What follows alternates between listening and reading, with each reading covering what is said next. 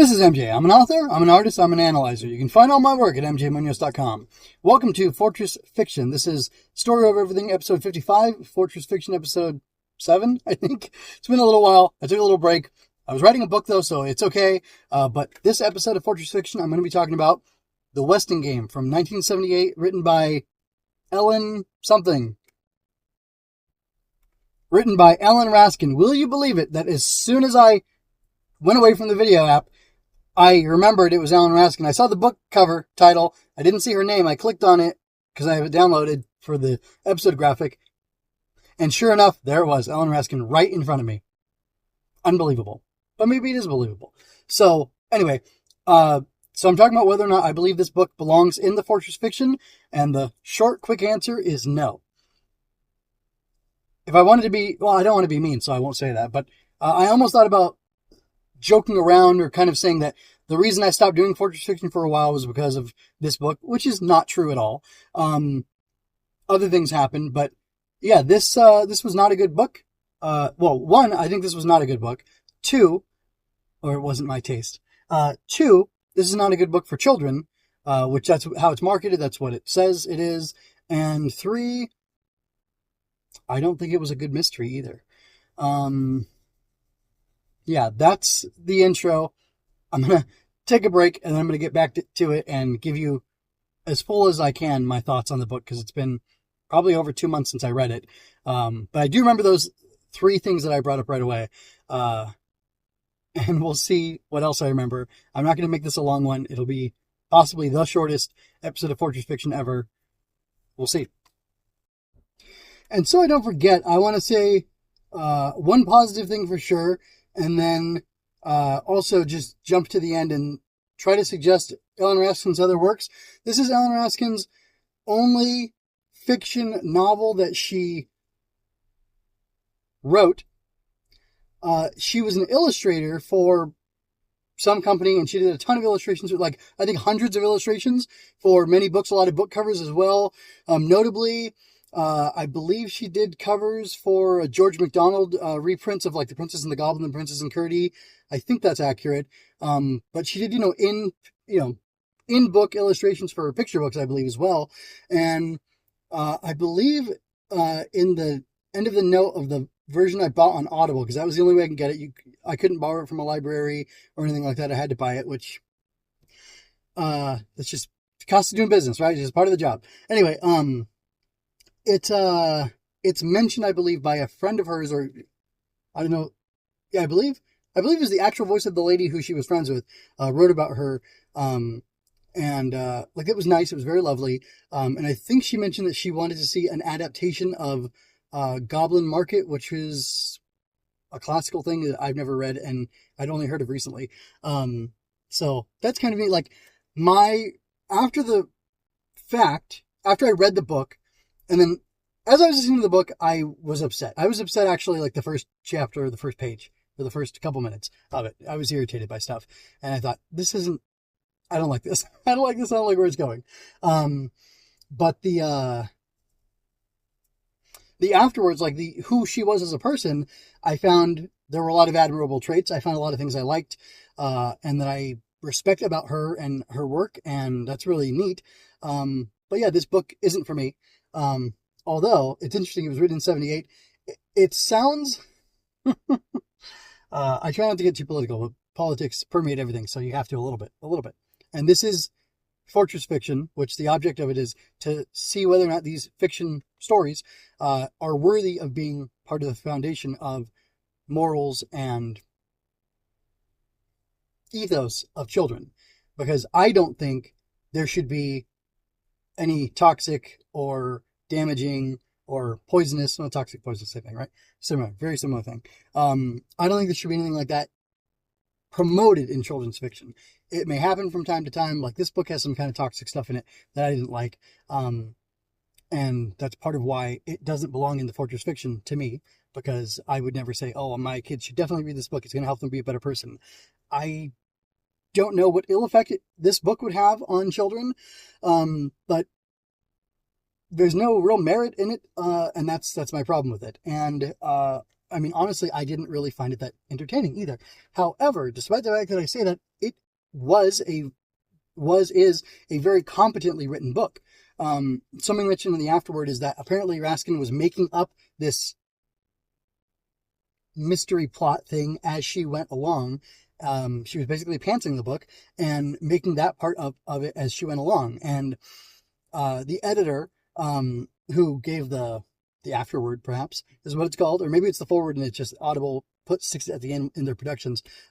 She said that she had to help rein in the chaos and make sure it all fit, make sure it was all logical.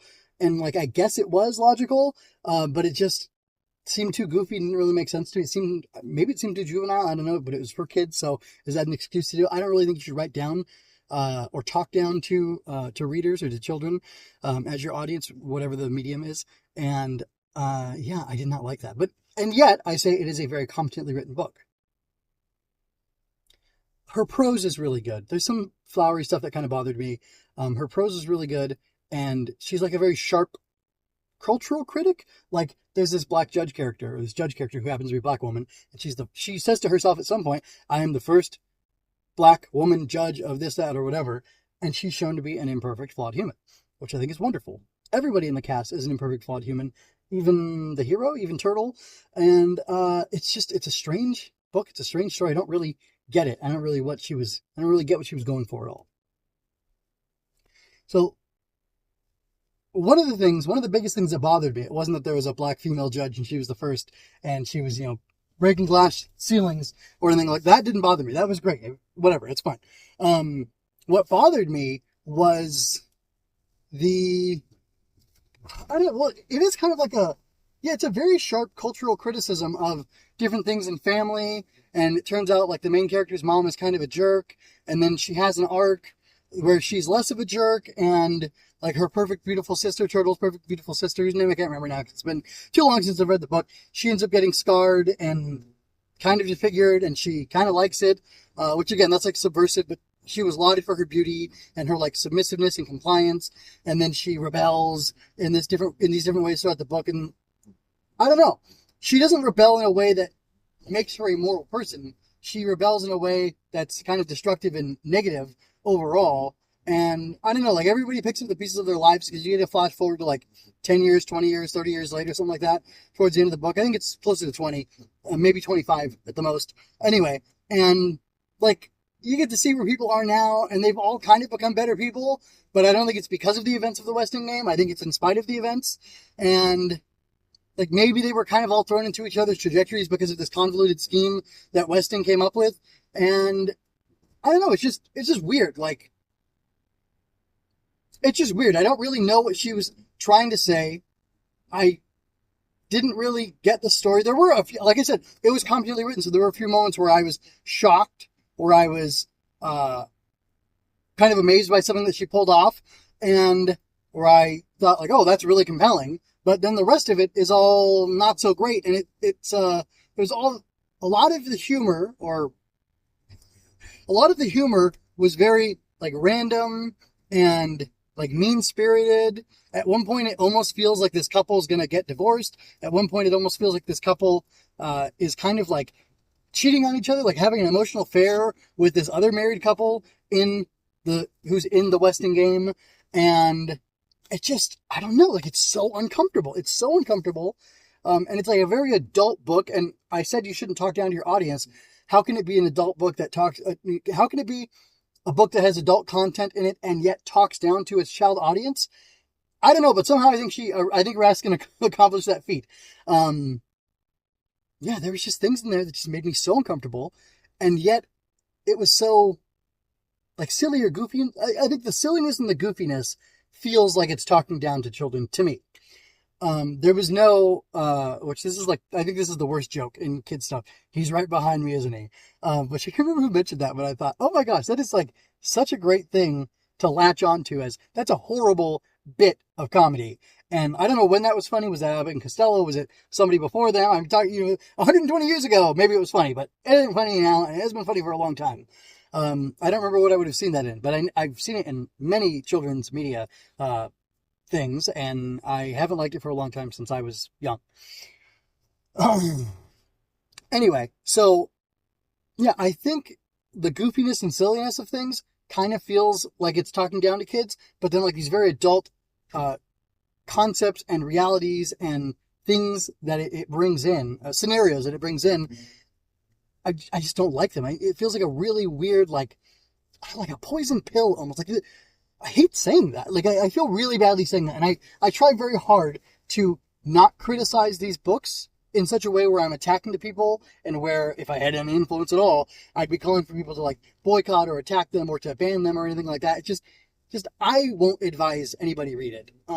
I have the links on the website in the show notes. If you want to go ahead and go through and get the book on Audible for yourself or read the paperback or whatever, you can do that. I have links to, I think Penguin Random House is the current holder of the title. Things change all the time, right? And pretty sure you can get it from them.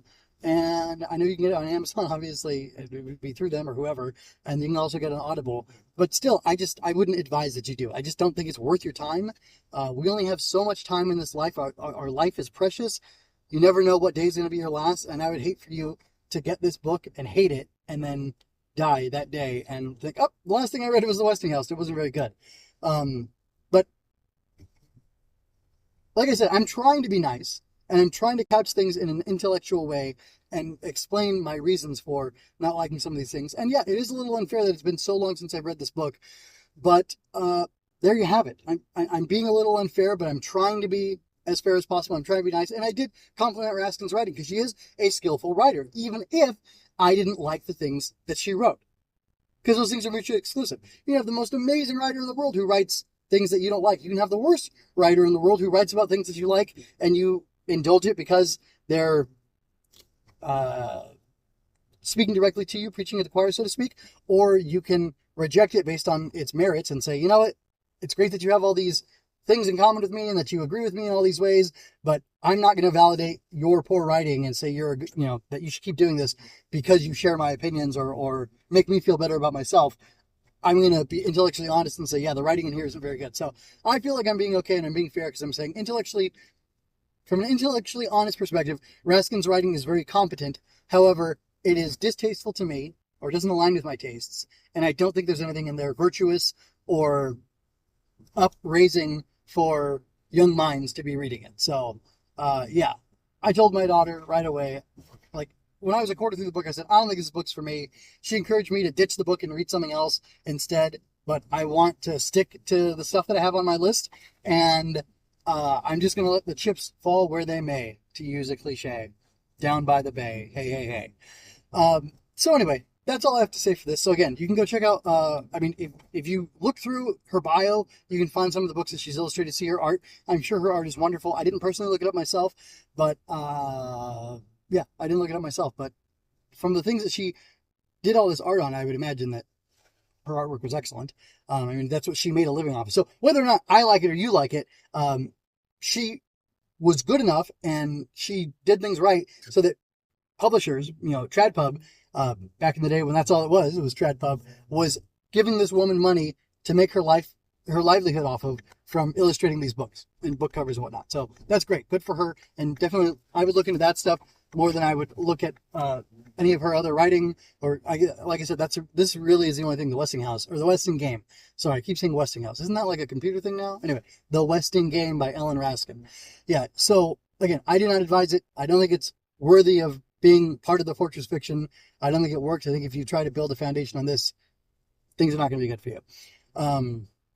So, with that being said, going back real quick to me saying that I'm sticking to my list, I was so relieved in doing the preparation for this and getting my notes ready, getting my show notes ready, getting my post ready, my blog post ready over on mjmunoz.com, that I saw the next thing on the list. I'm pretty sure this is correct. This is a modern children's book.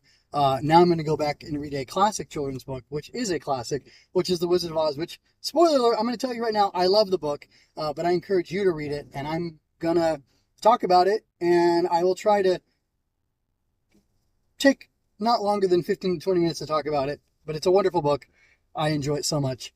That one I know for fact you can get on Audible. They have it. You can get it read by different people, like different celebrities and stuff. There's a free version to pay for or use a credit for. I know there's a free version on there, which is done by Phil Chenevert. Phil Chenevert is the guy from LibriVox. Well, I don't know where else he's from, but I was introduced to Phil Chenevert on LibriVox.org, where he does all these free audiobooks. I have a sneaking suspicion he's Catholic because there's a bunch of like Catholic book stuff that he's done, but he's also done tons of fantasy books. All of the original 14 Wizard of Oz books by L. Frank Baum, and he's done a bunch of other stuff. And I love his vocal performances. It's great. But I read the entire Wizard of Oz book, the first one, to my daughter with my own eyes off of a e-reader screen years ago, and then I've gone back and I've listened to those books again and again. I'm in the middle of reading the Oz series to my kids right now, and yeah, it's wonderful. The Wonderful Wizard of Oz by L. Frank Baum is wonderful, and I get to talk about that and tell you all the reasons I like it in the next episode of Fortress Fiction. So go and you can either buy it or you can get it for free. And if you look around, like Project Gutenberg will probably have it for free as well. It's definitely in the public domain. And yes, so that's what's coming up. And I already gave you spoilers as to the fact that I really like it, but you'll get to hear why I like it. And hopefully I'll lay out a cogent argument for the virtues of the book and why it belongs in part of the Fortress Fiction. Although I love the book, how virtuous is it? I don't know. I'll have to listen to it from that lens, from that perspective, and see what I think of it in that context this time when I listen through. Until next time, folks, take care. This is MJ signing out. Oh, before I go, I mentioned earlier that I kind of took a hiatus from Fortress Fiction, and during that hiatus, I was working on my book. I wrote a book. Here's the pitch for it. Magical Bugs Battle Monsters. It's a middle grade book. It's around 23,000 words. And I think it's good. I like it. I'm having some people I know read through it.